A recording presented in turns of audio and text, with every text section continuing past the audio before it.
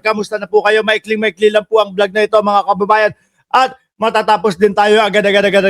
Oh, tapos na po mga boss. Hindi.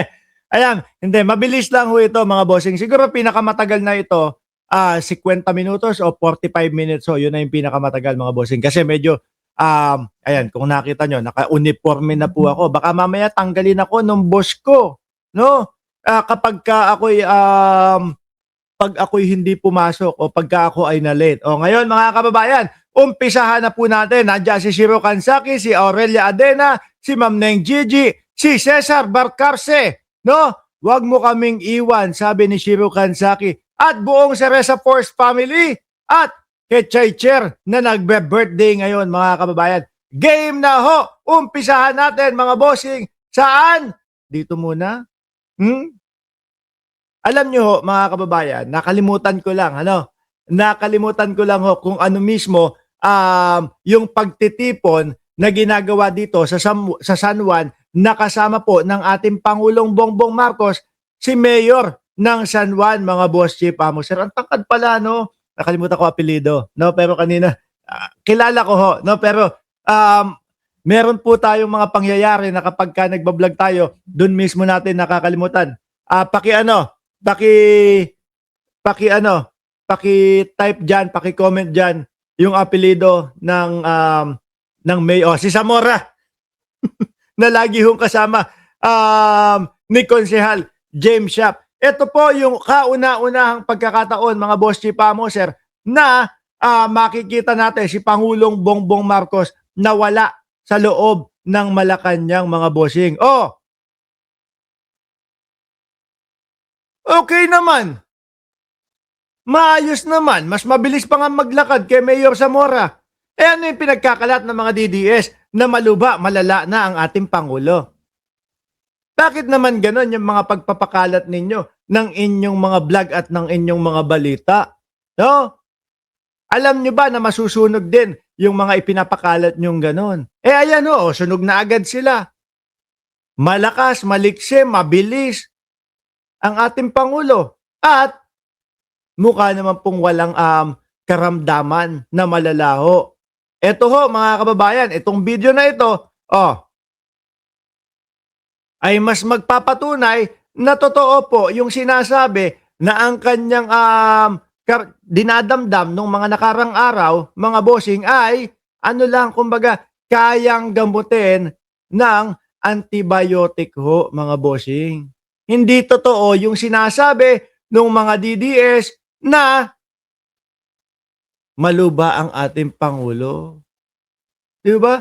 Yan ang sinasabi ko sa inyo Ang hilig nyo sa ganyan Kapag ka naman nakasuhan kayo, kapag ka naman napansin kayo, ay naku po, sinisikil na ang aming karapatan. Pinatatahimik na po kami ng administrasyon ni Bongbong Marcos. Sabi ni Eliezer, MB, nakipagkulitan pa nga si PBBM sa mga robot. Correct! Mamaya, papakita ko sa inyo yan. Kaya ho, mga kababayan, kung ang mga vlogger ninyo, ang mga pakalat, malala, maluba ang Pangulo, disinformation, magtaka na kayo kung ang mga senador ninyo, disinformation din ang binibigay at ang pinipid sa inyong mga utak patungkol sa China at Pilipinas, magtaka na kayo. Baka mali talaga yung mga sinasamahan ninyo. Puro na lang fake news ang mga pakalat ninyo. Diba? Pag nakasuhan, iyak.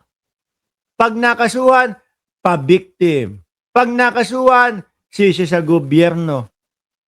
Mali kasi yung estilo Ngayon, kung gusto nyo talagang mapabagsak, mapababa, mapaalis si Pangulong Bongbong Marcos, hanapan nyo nung tunay na ebidensya. Hanapan nyo nung tunay na masisira siya. Kaso, ang problema ng mga mokong na ito, mga kababayan, wala yata silang makita. Nahihirapan ho yata na makakita ng ipambubutas kay Pangulong Bongbong Marcos. Pati ho yung mga flood control na yan, yung mga ghost project na yan, hirap na hirap po sila. Di po ba? Paano naman kasi nila mapapaniwala ang sambayan ng Pilipino na si Pangulong Bongbong Marcos ang mismong talagang may kagagawan o mastermind ng mga flood control at mga ghost project na yan? Kung mismong ang Pangulo ang nagsusulong, ang naglalantad ng lahat ng mga ito. Di po ba, mga kababayan? Kaya hirap na eh. Ngayon, kaya umaabot sila sa mga ganitong pagkakataon na sisirain sa mamamayang Pilipino na si Pangulong Bongbong Marcos malala na. Kaya dapat palitan na natin. Kaya dapat isigaw ng sambayan ng Pilipino bumaba si Bongbong at ipalit si Sara Duterte. Anak ng tipaklong na. Itaon nyo naman na nasa Pilipinas ang Vice Presidente kapag isinigaw nyo yan. Para kung sakali, pagbabarungin ninyo, meron talagang papalit. Kaso napapansin namin na mas nasa labas ng bansa ang Vice Presidente at more on, nando sigaw ng bring him home ang Vice Presidente. Di ba?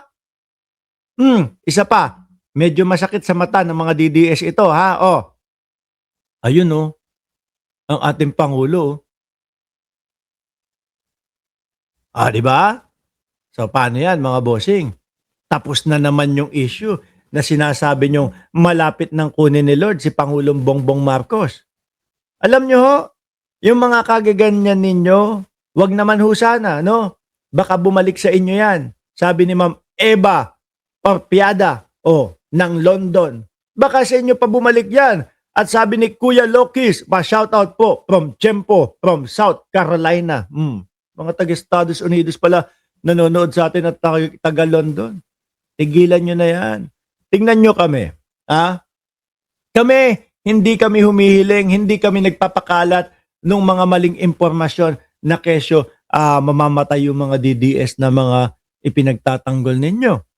Walang ganon. Di ba? Kami, kapag nag-vlog kami at nag-reaction kami, lalong-lalo na sa Vice Presidente, ano ang sinasabi natin? Ako, kahit talagang alam ko na wala nang lusot ang Vice Presidente, lagi ko pa ding sinasabi na yung tipo bang kailangan ipaliwanag ng Vice Presidente itong mga ganito. Hindi namin hinuhusgahan. Di ba? Sa kanila, walang ebidensya, may paghuhusga na. Sa kanila, walang maipakitang kahit na anong susuporta doon sa mga pinagsasasabi nila, may paghuhusga na. Lagi ko nga akong sinasabi sa inyo no? Sa Vice Presidente, sila na ang nagpasa nung mga Mary Grace Piatos doon sa COA, hindi nila maipaliwanag, pero ang lagi natin sinasabi, hindi pa din po napapatunayang guilty ang Vice Presidente. Tigilan nyo kasi yung mga ganyan. Alam nyo, ang gawin nyo, ganito, samahan nyo kami.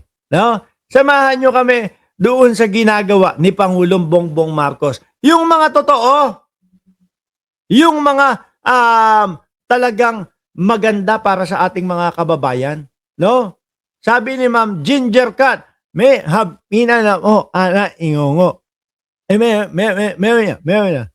Mamaya iyaan na ilunod una dito yung hapina, mga mamaya.